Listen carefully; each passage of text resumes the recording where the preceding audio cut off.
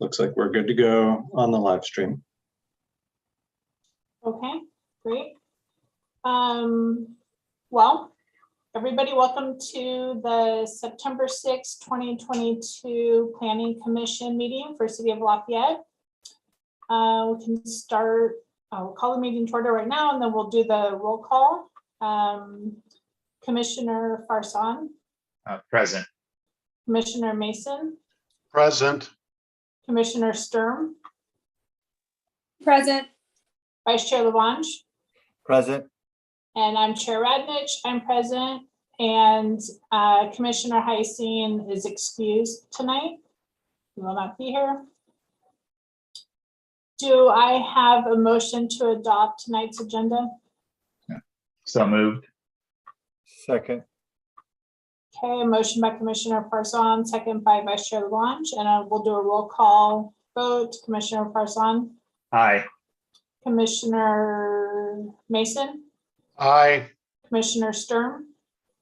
Aye. Vice Chair Lavange. Aye. And Chair Radnich. Aye. Item 4, public comments. This is for items not on this or an upcoming agenda and within the purview of the commission.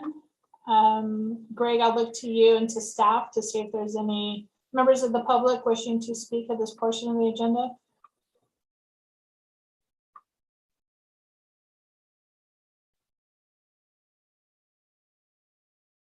If anyone would like to speak, go ahead and hit the raise hand function now. Seeing none. Okay, thank you. So we'll move to item 5, consent calendar. We have one item, the draft minutes from the August 1st meeting. Is there a motion to adopt the consent calendar? So moved. Second. Switched it up this time. Vice Chair Lavange with the motion, Commissioner Farzan with the second. We'll do a roll call vote. Commissioner Farzan. Aye. Commissioner Mason. Aye. Commissioner Sturm. Aye. Vice Chair Lavange. Aye. Chair Radnich. Aye. Item 6, continued public hearings. There's no items.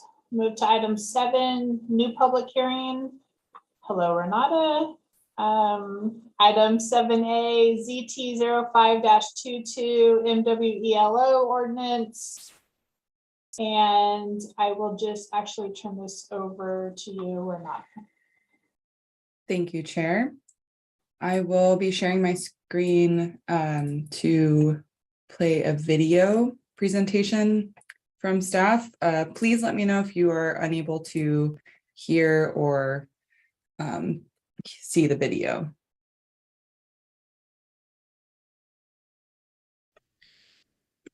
Good evening. My name is Joshua Muller, and I will be doing an additional technical presentation concerning ZT05-22, which is a city-initiated amendment to the Lafayette Municipal Code to add a new chapter titled Water Efficient Landscaping in order to implement the state mandate requiring local jurisdictions to implement water-efficient landscape design and irrigation practices that are set forth in the California Code of Regulations, Title 23, Chapter 2-7. So some background for this zoning text amendment. In 2015, the state of California adopted Executive Order B-29-15, which tasked the Department of Water Resources to update the Model Water Efficiency Landscape Ordinance, or MWELO, which I will refer to later in the presentation, regulations to increase water efficiency standards for new and existing landscapes through more efficient irrigation systems, gray water usage, on-site stormwater capture, and by limiting the portions of landscapes that can be covered in turf. Additionally, in September of 2016, Governor Brown signed SB 1383, which addresses short-lived pollutants and, as a component, also requires jurisdictions to enact MWELO, or a comparable Water Efficiency Landscape Ordinance. So the main purpose of these ordinances is to increase water efficiency and improve environmental conditions within our built environments. And this can be accomplished by plant factors, irrigation, more water efficient layouts, and plant choices, and the use of hydrozones, and proper irrigation methods, and providing plants that are well adapted to the California landscape. And by completing the certain steps within MWELO, specifically the water efficiency worksheet, property owners will be able to know the estimated total water use of their proposed landscape, or their ETWU, and they can make sure that that number does not exceed the maximum applied water allowance, or MAWA, that is outlined within the MWELO language. And for projects, there are two main thresholds for MWELO, and that is new construction projects with an aggregate landscape area equal to or greater than 500 square feet. In this case, that is new construction for new buildings with landscape, or other new landscaping, such as a new park, a playground, or a green belt without any associated buildings, or a rehabilitated landscape project with an aggregate landscape area equal to or greater than 2,500 square feet. And this is defined as any re-landscaping project that requires a permit, plan check, or design review, and the modified landscape area in question is equal to or greater than 2,500 square feet. And in terms of MWELO review, if it does apply, there are two main pathways that are elaborated in the staff report. There is the prescriptive pathway, which applies to new construction or rehabilitation of existing landscape between 500 and 2,500 square feet of landscaped area, and the performance pathway, which concerns the new construction or rehabilitation of existing landscape over 2,500 square feet of landscaped area. And there are some nuanced differences between the two. The prescriptive pathway allows for more flexibility in terms of design and implementation. The main components of that pathway, as outlined further in the staff report and within Appendix D of the model ordinance, involve a project information form, which is common across all MWELO applicable projects. And then there are multiple standards that the application must meet. And those concern the use of compost material, plant material, as in certain plants to be used, not specific species, but just in general, certain planting types to be used, as well as turf and irrigation characteristics. On the other hand, the performance pathway is more elaborate and technical due to the larger impact of the over 2,500 square foot landscaped area. And that pathway consists of the same project information form, as well as multiple technical items outlining essentially an analysis of the existing condition and proposed landscape. And these include a water efficient landscape worksheet, which is where the ETWU and MAWA are calculated, a soil management report, a landscape design plan, an irrigation design plan, and a grading design plan. And concerning MWELO, some of these aspects are already required components of the city's application review process. Specifically with our discretionary applications, some of these components are required. In terms of further implementation, the city will develop additional forms for MWELO applicable projects. There's a draft of one of those forms in the appendix to the staff report, and also updating our existing submittal checklists and application forms to incorporate MWELO and to make sure that those requirements are well spelled out in those materials.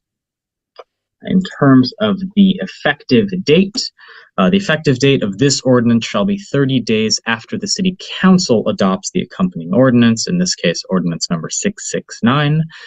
And this project is exempt from CEQA due to the general rule exemption concerning projects or non-projects. And the noticing for this hearing was published in a newspaper of general circulation with a display ad. And that, as well as the posting of the meeting agenda, serves as the notice to the general public for this hearing. And further discussion of the application and the recommendation will be provided by the project planner. Thank you for your time and have a wonderful evening.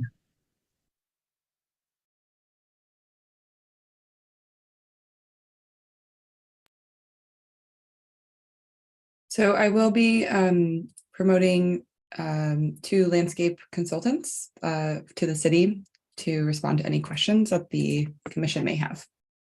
But with that, we'll conclude our presentation. Thank you. I will wait for the second one to join. Welcome. Hello, Um, Ben Phillips. I'm with Inside Out Design, landscape consultant and city arborist. So welcome. just as background, Penn has been working for the city for far, far, far too long. It's been more than a decade, maybe close to 2. Used to work with Wolf Mason Associates, and then when that shuttered, he went out on his own. Has his own firm, Inside Out Design. He's a registered landscape architect and certified arborist. And for the first time, I'm meeting tonight his colleague Stephen, who apparently has more technical expertise with respect to MWELO. But these are our go-to folks for kind of the technicalities around landscape, plant selection, irrigation, you name it, certainly consulting on arboricultural assessments, et cetera. So we thought it'd be valuable to have them here to answer questions that we as just run-of-the-mill planners might not be able to. Thanks, Penn and Stephen. Yeah, thanks, Stephen. Great. Thank you. Thank you both for being here. I will open it to members of the commission if there's any questions for staff or for the landscape architecture here tonight. Commissioner Mason? Yeah, real quickly, since the bulk of this re-landscaping that would have the effect would be people re-landscaping their yards, absent a water feature, what would require a permit which would trigger it? I can think of retaining walls over 4 feet, but I'm not sure if I can think of anything else. Can you expand on that, please? My understanding is, correct me if I'm wrong, Stephen, is if it exceeds a certain amount of rehabilitated landscape, a square footage, that's what's going to invoke this. And if it triggers some type of review from the city. So if someone just wants to re-landscape their property, I don't think there's any official review from the city. But if it triggers some type of permitting or a design review as such, then it would be under purview of the city.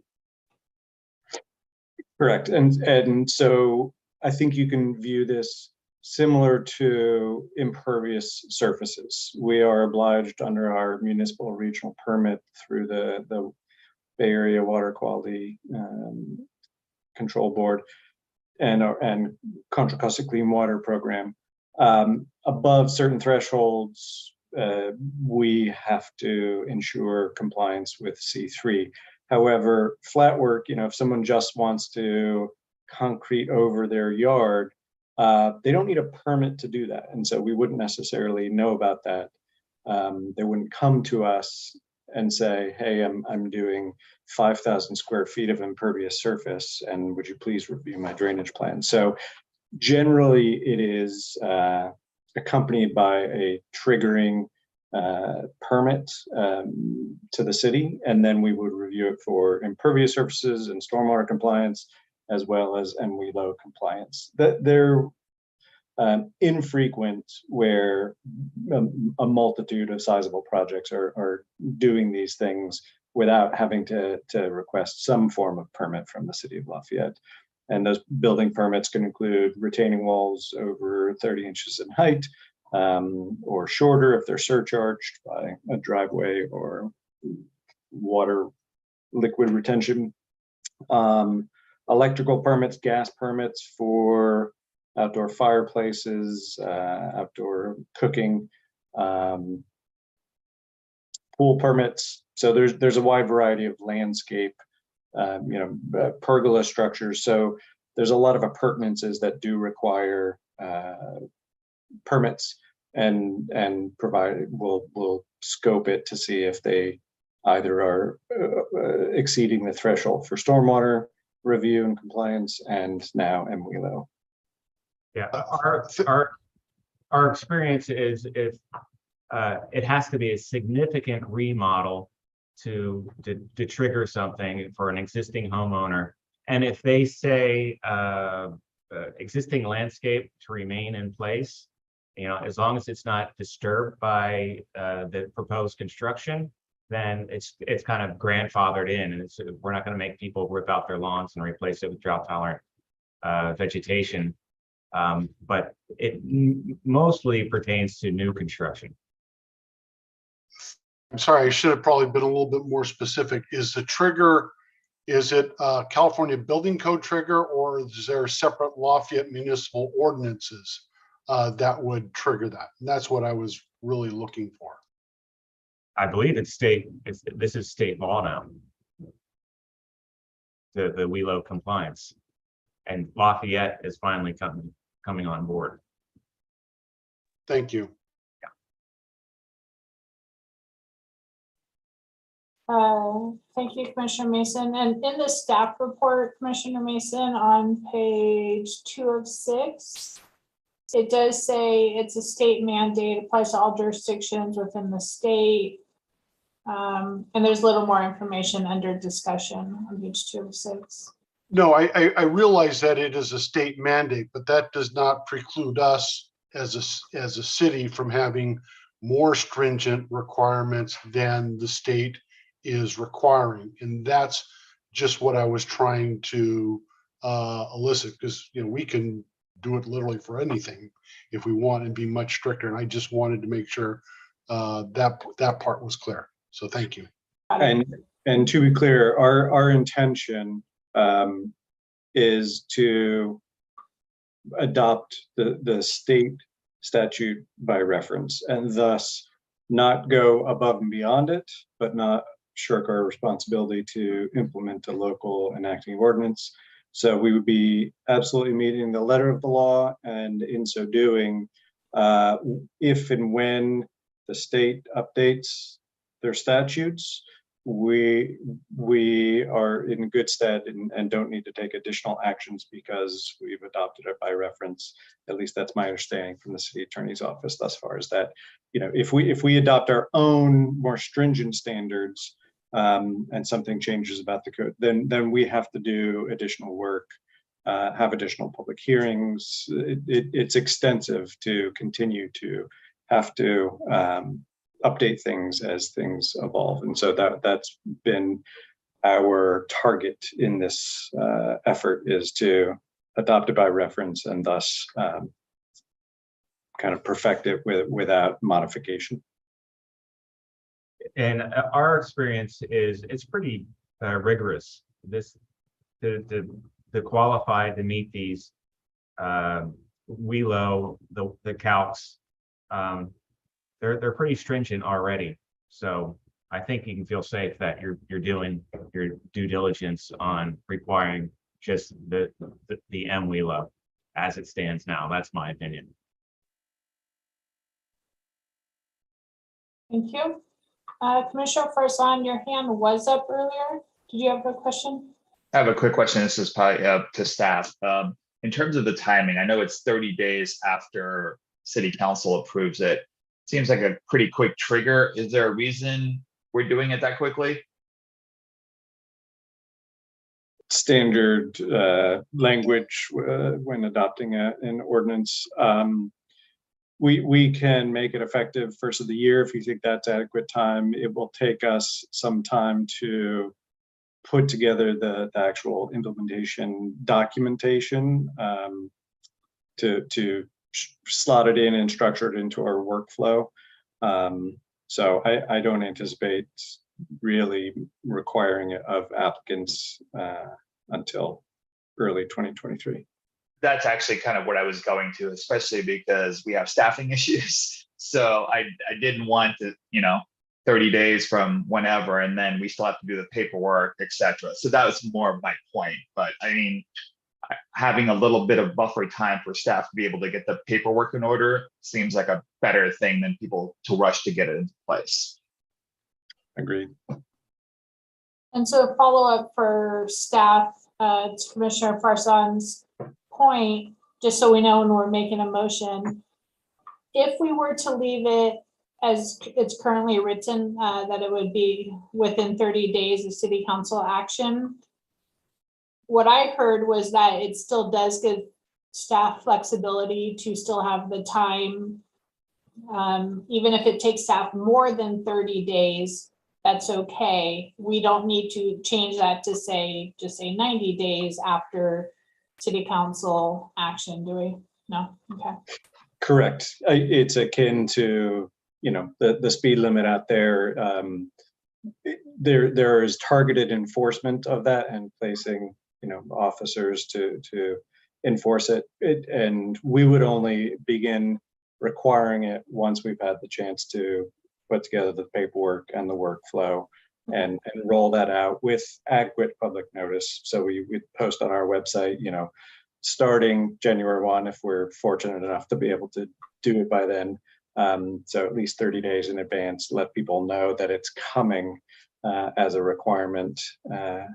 So no, we'll roll it out as soon as we can, but it's not going to be within the 30 days when the law becomes effective. I mean, the law has been effective at a state level. We've got the obligation for many years now, but it's a matter of implementing it. So you need not make any change. Okay, You're welcome to if you'd like. okay, thank you. Vice Chair Labange, I see your hands up. Yes, the only thing I had is in the first page of the summary, right before staff recommends, it says, because it's, comprehensive and technical, staff recommended adopting state ordinance in its entirety by reference with one variation. I never saw what that was. Am I missing it? Was that clear to everyone else? What's the variation? And that's my question. Just so I can be clear on that. I don't know what that variation is. It Josh did not highlight that for me before leaving the city. Nancy, his supervisor, is on vacation, so filling in. I'm going to invite Renata. Does not know either. Penn. And it wasn't referenced. It wasn't referenced anywhere else. So maybe that was just maybe that just was a holdover. But as long as it's not some fatal flaw that we're going to vote on and not know, I'm okay. Probably assuming it's okay. See what I could find out, but I think that is an error, that the reference to one change. Okay.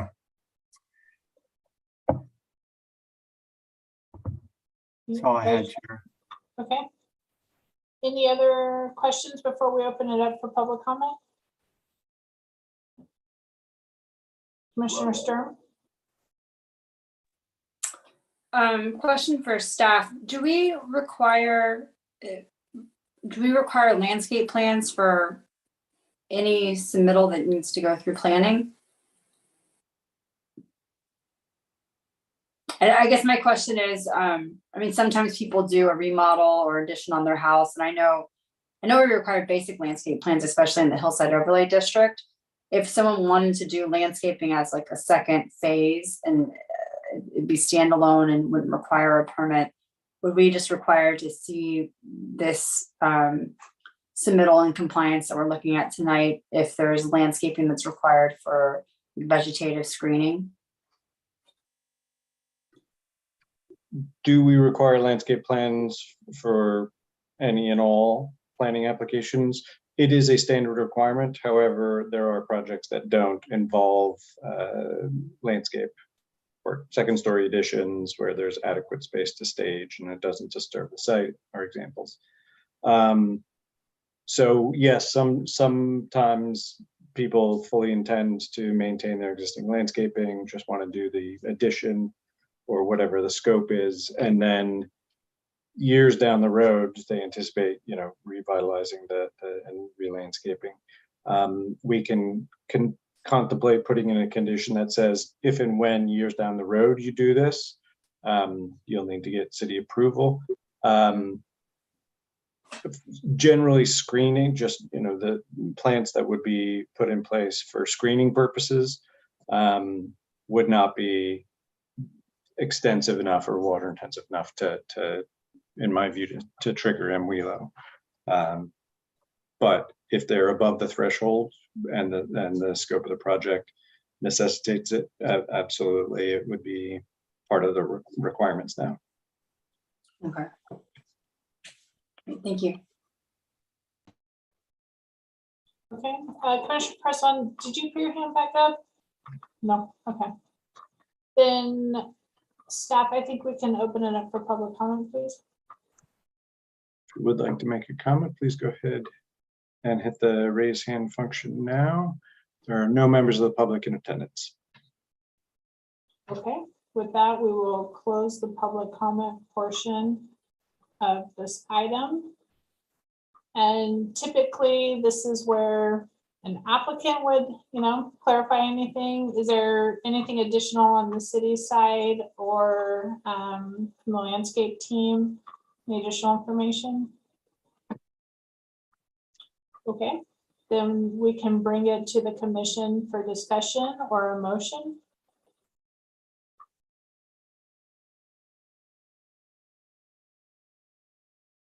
Vice Chair LaBlanche.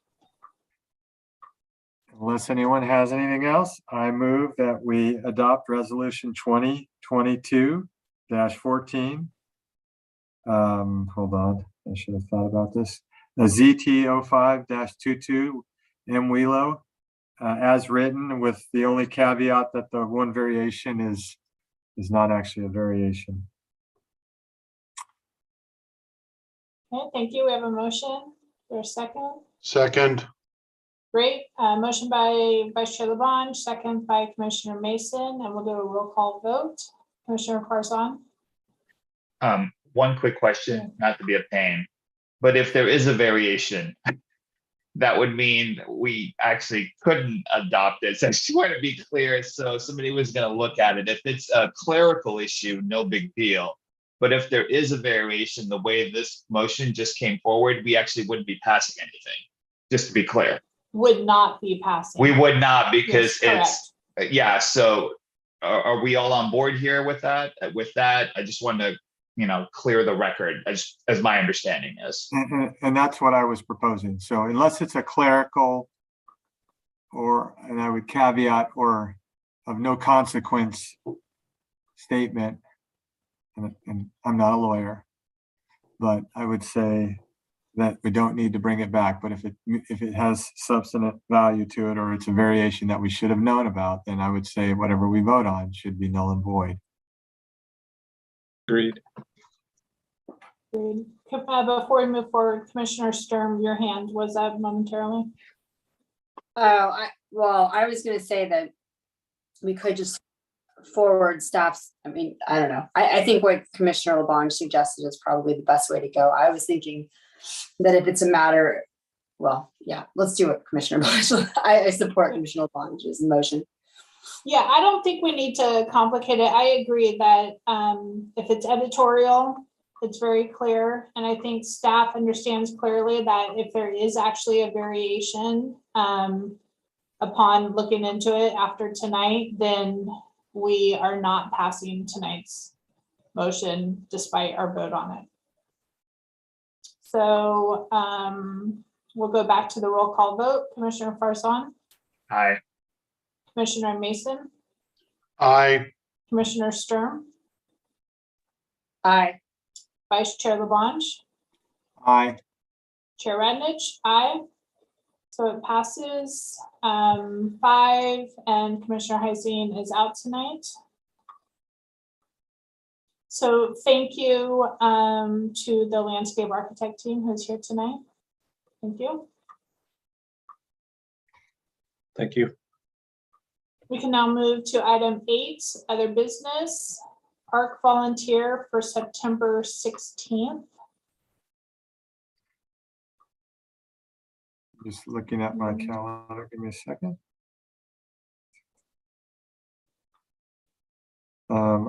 I can do the 16th. Great, thank Yep. you. You're inked in, you can't change your mind. I'm happy. I haven't done it in a while, so I don't Oh, remember. just kidding. Commissioner LeBlanc did it recently, but if you want, I'm happy to do it. I'm good on this one because it is Okay. most of the time. So thank you though. It's good. And then item 9, commissioners' reports. Are there any commissioners' reports? No. GPAC, it's my understanding the September meeting will be canceled. And we'll resume in October, 3rd Tuesday of the month.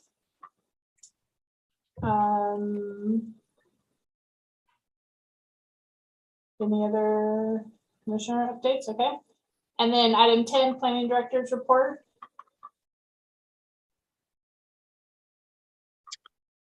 Today, 9:30 a.m., we held a meeting with the City Council Planning Subcommittee, which is constituted of the mayor and vice mayor, to cover 2 items. One is ABAG MTC.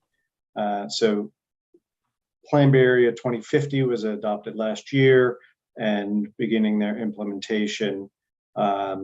MTC had adopted a transit-oriented communities policy in 2005, so it's been 17 years, which basically covered transit extensions. So if a line of fixed route transit, basically rail or BRT, bus rapid transit, was going to be extended, there were kind of policies around that.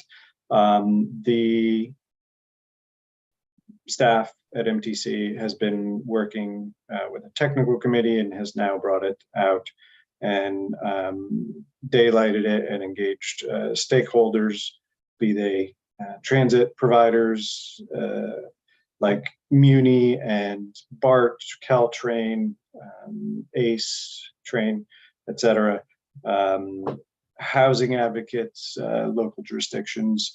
And so this transit-oriented communities policy is pending, and the MTC Planning Committee and ABAG Administrative Committee will hold another joint meeting on Friday to consider a revised policy. The policy has essentially 4 different tiers based on the degree to which a jurisdiction, a location is served. So the transit hubs, or the ones served by a multitude of lines, would include downtown San Francisco, downtown Oakland, downtown, I think, San Jose as well. Tier 2, served by multiple BART lines or lines. such as MacArthur Bart, and then we would fall into tier 3, served by one line.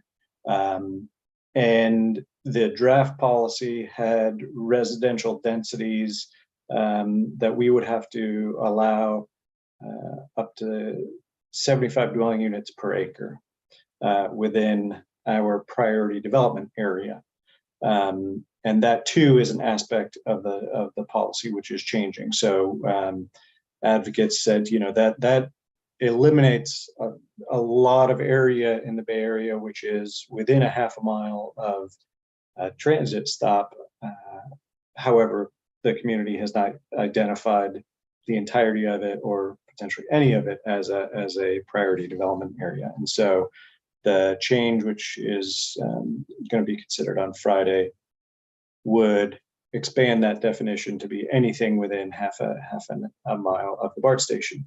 However, the policy also excludes those parcels which have existing residential dwelling units on them, be they single family or multifamily. They wanted to recognize and not have any incentive for displacement. And so basically apply to properties that are either vacant or developed with non-residential, which wherein commercial or residential would be permitted.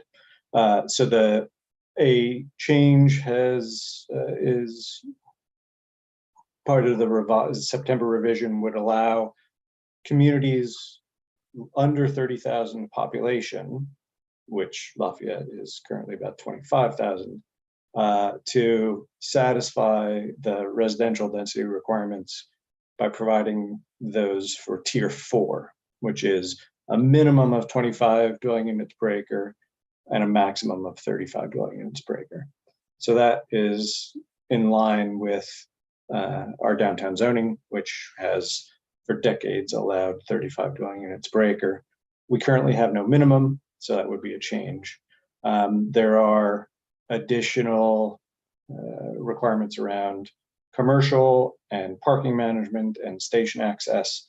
The sort of sum total of the policy is designed to increase ridership, increase residential and commercial densities around high quality transit stops, wherein the investment in rail and BRT can be capitalized on, and to achieve the greenhouse gas reduction goals for the region.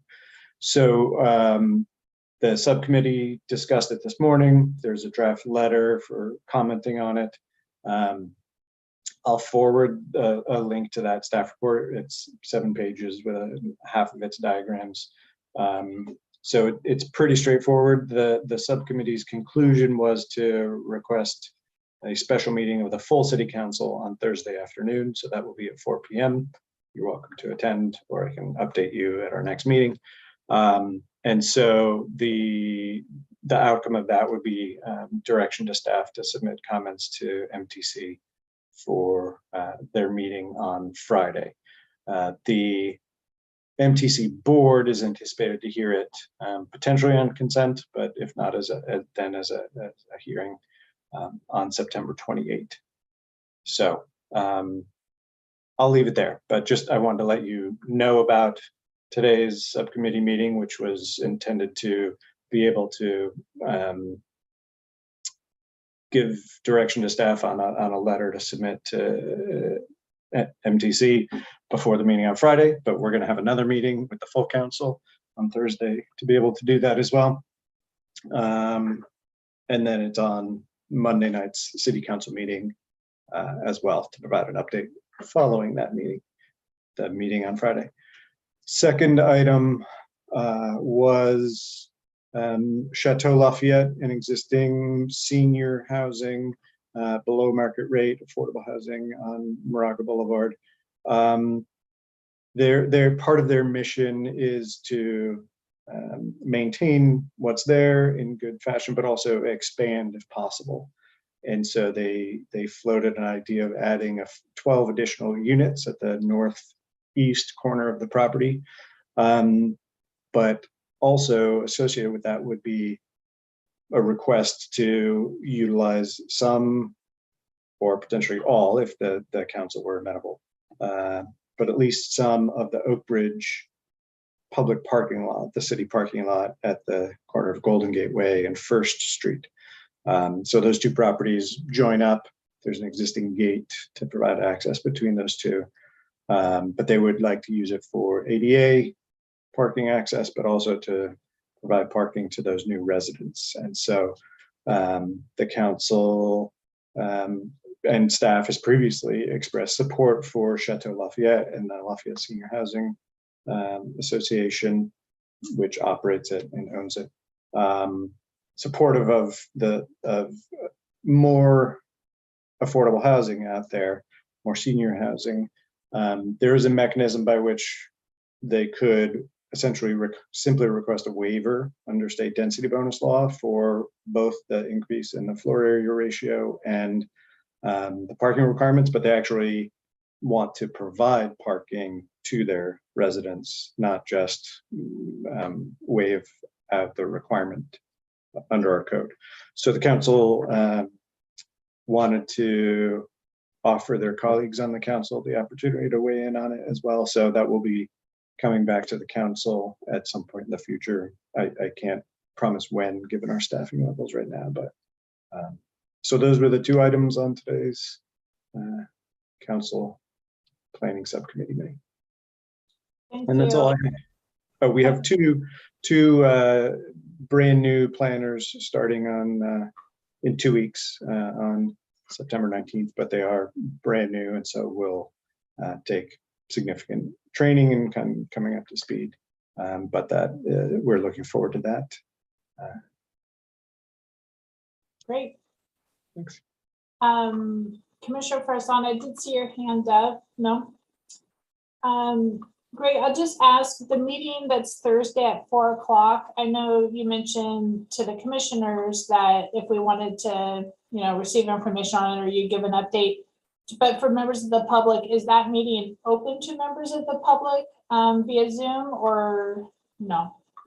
Absolutely. Yes. Yeah, as all of our meetings are. Yes. They're public meetings. They're accessible through Zoom for the time being, and at some point we'll be meeting in person again, and not only just in person, but also offering a hybrid solution for council and planning commission, if not others. So yes, thank you for the reminder to put out to the public that it'll be posted tomorrow on the city's website, and there'll be a Zoom link right there that you can attend on Thursday. Great. Okay, I don't see any questions. So with that, 7:44, meeting is adjourned. Thank you, everybody. Thanks. Have a good week. Thank you. Stay cool. Yeah. Bye-bye.